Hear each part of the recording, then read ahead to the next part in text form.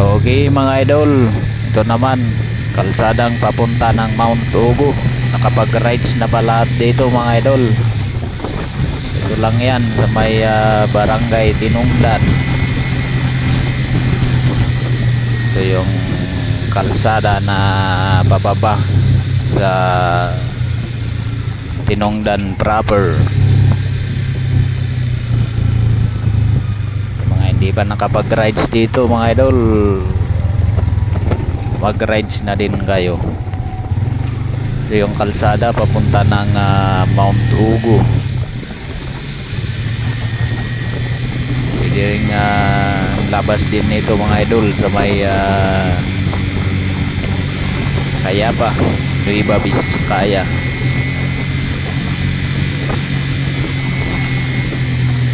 Ito pa lang mga idol, ang ganda na ng view, lalo na pagka nasa Mount Ugo na kayo.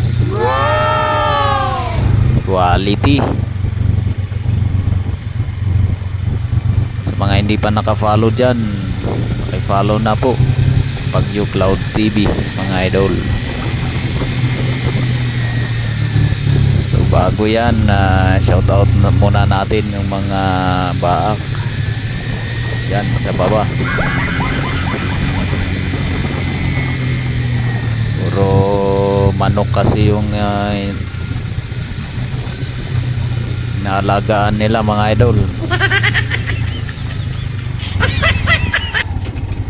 Kaya mas maraming mais na binibili kaysa yung bigas. Yung mais bumibili sila ng 25 kilos, samantalang yung bigas 10 kilos lang.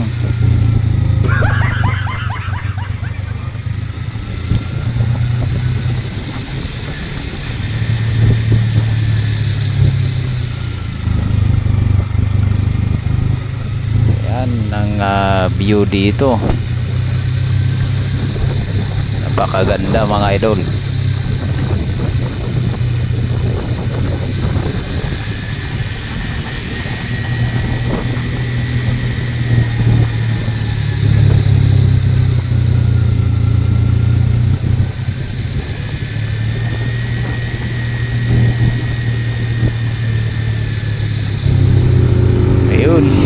Walang helmet. Shoutout pala sa mga nahuhuli na walang helmet. Ugaliin po kasi na mag-helmet mga idol, para din sa protection natin yan.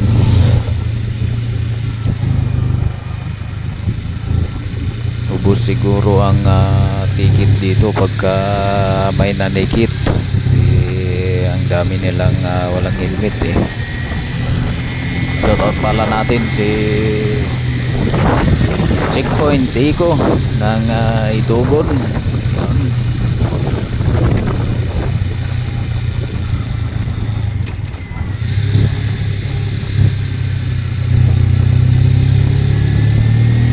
Sa mga may balak palang mag-rides dito papunta ng Mount Ugo, hindi po sementado yung kalsada doon sa taas, rough road mga idol.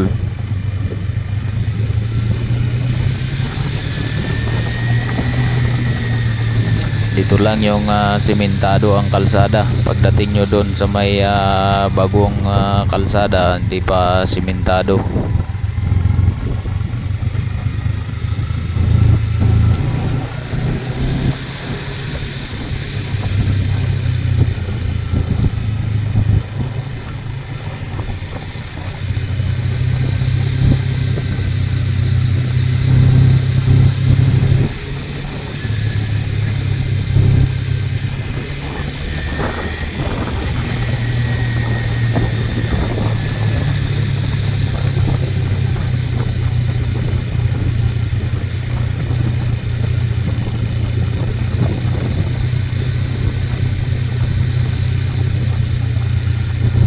Dito na bridge nag-i-stop lahat ng mga bagong nagra-rides dito mga idol para magpa-picture.